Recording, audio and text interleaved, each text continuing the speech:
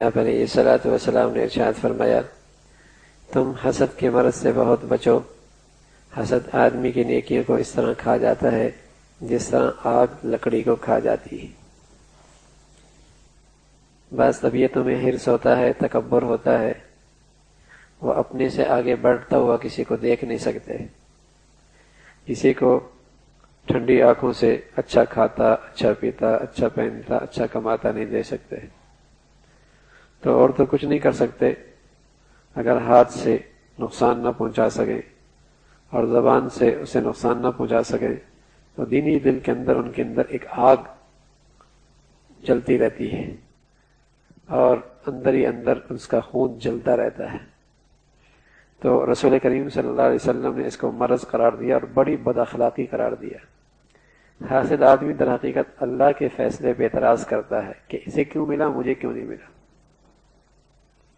یہ اللہ کے فیصلے پہ اعتراض کرتا ہے، یہ زیادہ تقسیم میرے واسطے سے ہوتی اور جیسے میں چاہتا ویسے ہو۔ تو ایسا شخص محسود کا تو کچھ نہیں بگاڑتا، لیکن اپنا سب کچھ جلا دیتا ہے۔ ایک طرف تو اس کے جسم کا خون جلتا ہے، دوسری طرف اس کی نیکیاں جلتی ہیں۔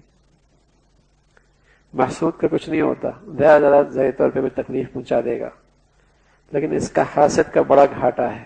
جب بھی محسود کو دیکھے گا اس کا خون جلے گا، اور جب بھی اس کی ترقی سنے گا اس کا خون جلے گا، اور جب بھی اسے اچھا دیکھے گا اس کا خون جلے گا، تو اپنا ہی نقصان کرتا ہے۔ تھانوی رحمۃ اللہ علیہ جنہیں اللہ رب العزت نے حکمت کا اور جسے کہیں کہ اس امت کا حکیم بنایا تھا، بڑے نفس شناس تھے، فرمایا کرتے جس سے حسد ہو نا، تو حسد ایک بیماری ہے، اور حاسد چاہے کہ میری اس بیماری کا علاج ہو جائے تو بہت آسان نسخہ ہے کہ جب بھی حاسد کو دیکھو، محسود کو دیکھو، تو اس کو پہلے سلام کرو اور لوگوں میں اس کا اچھا تذکرہ کرو۔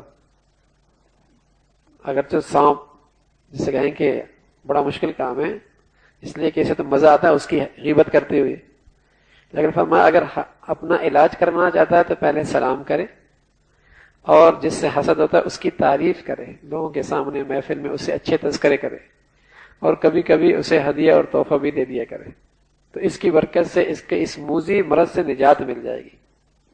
ورنہ یہ مرض ایسا ہے کہ اس کا خون بھی جلتا ہے، نیکیاں بھی جلتی ہیں۔ بعض طبیعتیں ہوتی، کسی کو اچھا کھاتا دیکھ نہیں سکتے، اچھی شہرت انہیں برداشت نہیں ہوتی، اچھا پہنتا نہیں دے سکتے، اچھا اٹھتا بیٹھتا نہیں دے سکتے، یہ اندر ہی اندر جلتا رہتا ہے، کیوں ملا؟ تو یہ نادان آدمی اللہ کے فیصلے پہ اعتراض کرتا ہے۔